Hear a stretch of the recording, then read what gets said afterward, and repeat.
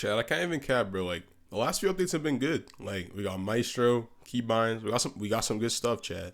The devs deserve some flowers, and unfortunately, I'm not gonna be the man to give them today. Chad, I'm here to spew nothing but vile, ignorant hatred today, and yeah, no, it's not. I'm not happy, Chad. After the streak that I've just had in Chime, like I gotta be negative. There's nothing to be happy about. So, yeah, we're gonna be negative today. Like, comment, and subscribe, please. Please, I beg. Please, 1,000 subs, please. Please, I want it. Please, please. Anyway, on to the video. Let's talk about permanent character progression.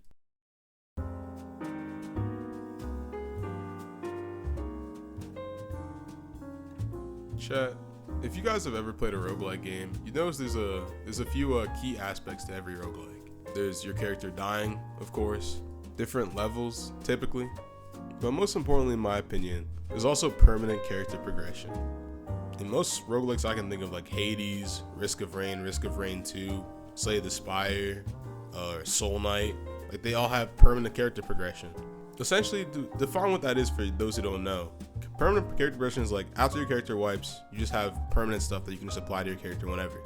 In Hades, this takes the form of like upgrading your base, like upgrading your character, buying new weapons. It allows for your character to become stronger, like outside of playing the game, and like allows for your later runs to be easier. This sort of allows for wiping to not feel as bad because you're always working towards something every time you do eventually, die. Now for the majority, well, I don't know if it's the majority anymore. The game's been out for a while, but for a long time there, like Deepwoken literally had no permanent character progression. If your character wiped, that was it, and there was literally nothing to show for it.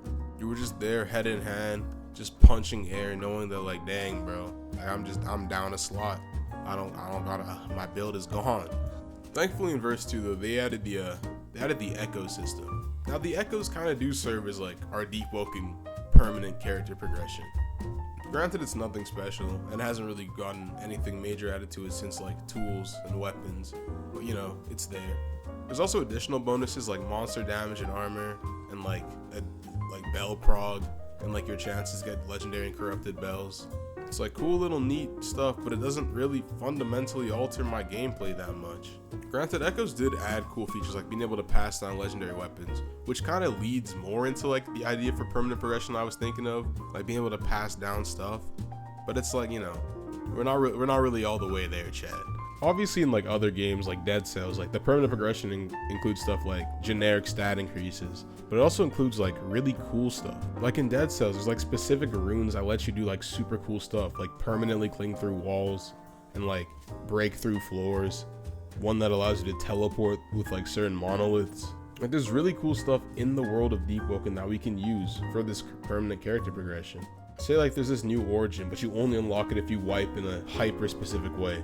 Kind of like in Risk of Rain 2, how you only like unlock certain characters if you like die in a certain way. You could even introduce it like as a secret, and people could like find it like over time, and I'm sure the player base would love that. You could add in something like where you could have like spend like 50 echoes, and like, well, it'd be way more than that, but like you could spend like a certain amount of echoes and have like a certain monster be considered like a family like tradition or like a technique passed down, and say like your next like after you wipe, your next character can get it. Or not even like echoes, screw that, bro. Like maybe like a cool like quest where you make like a vow, or like you help out one of the quest trainers and they make a vow with you to like pass down a monster and teach it to like your next of kin. We could even add more talents that like you can only get after you wipe with certain other talents. Like Termite and like Survival Kit, these talents get 0 love, and we've gotten like no other talents that work like them like since they released, I want to say. Like I feel like it would be so cool if in Deepwoken like I could like work towards something after the wipe. Like the wipe isn't the big like isn't like something sad. It's just like another crescendo that leads me to like an even better, stronger build. Because I'm taking all these aspects from like permanent character progression.